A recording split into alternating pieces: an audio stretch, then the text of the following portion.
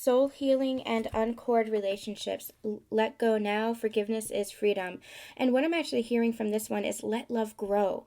Let go so you can let love grow. And again, that calls back to the attachment energy. Let go, release the attachment. And when you're releasing attachment, it doesn't mean that you're letting go of the connection. It doesn't mean that you're letting go of love. It just means that you are letting go of the clinging, the hold, the need, the that part, that grasping at something. When you're grasping at something, you're recognizing that there's lack within yourself. And the more you heal that lack within yourself, the more you realize that you don't need to chase after something. You don't need to grasp after something because you have everything inside of you.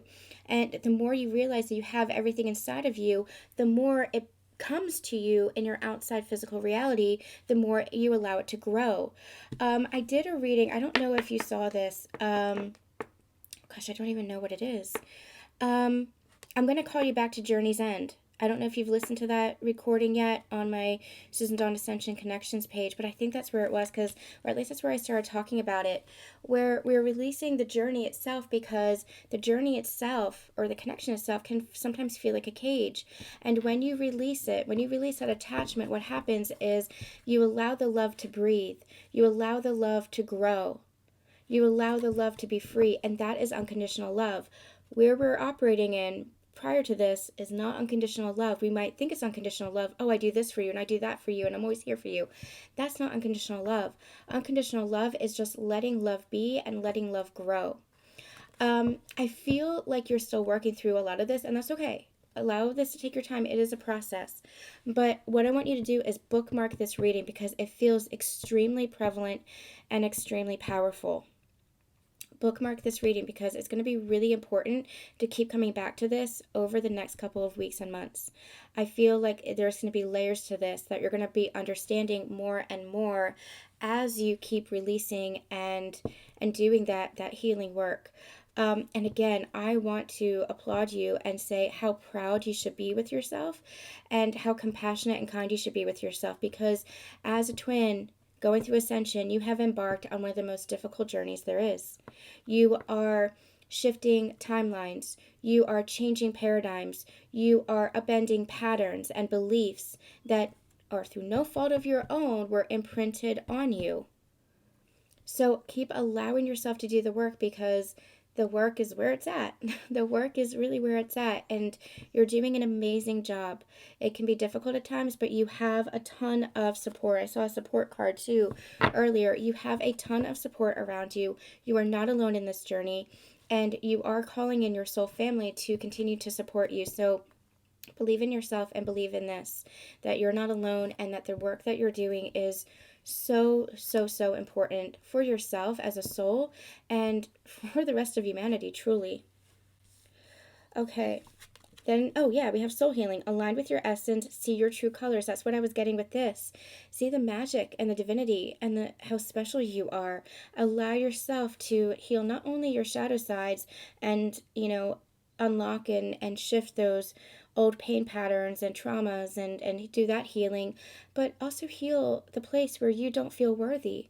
Heal the place where you feel like you are lacking in any way, because you're not. You are so special and you are so beautiful, and your soul is just such a shining light. Don't forget that aspect of yourself. They're bringing me a metaphor. Give me a second. I'm going to tune into this.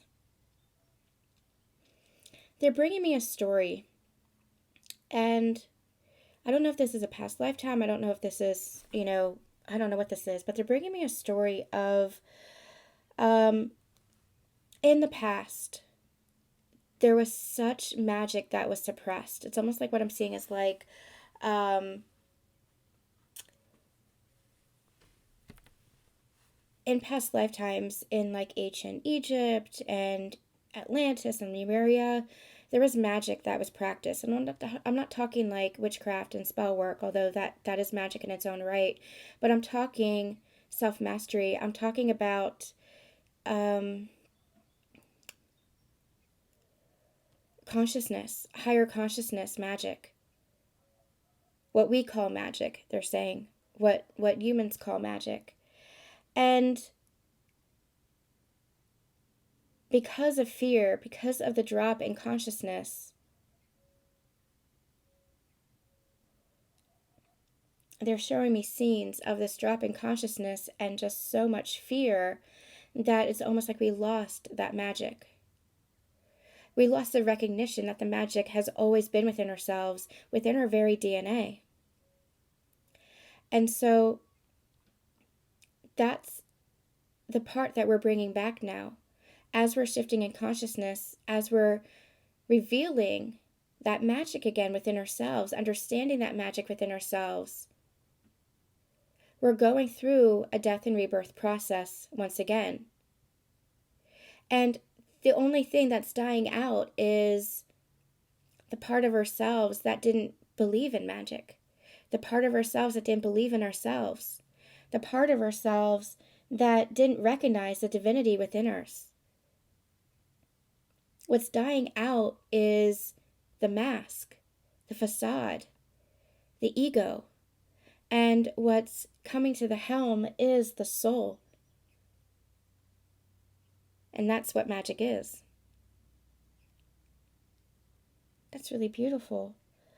It might feel like you are going through a death and a rebirth process, but the only part of you that is dying out are all of those pain patterns and all of those traumas and all of those experiences that kept you from your own divinity, that kept you from your own recognition of the GODSPARK within you, the magic within you, and how special you are.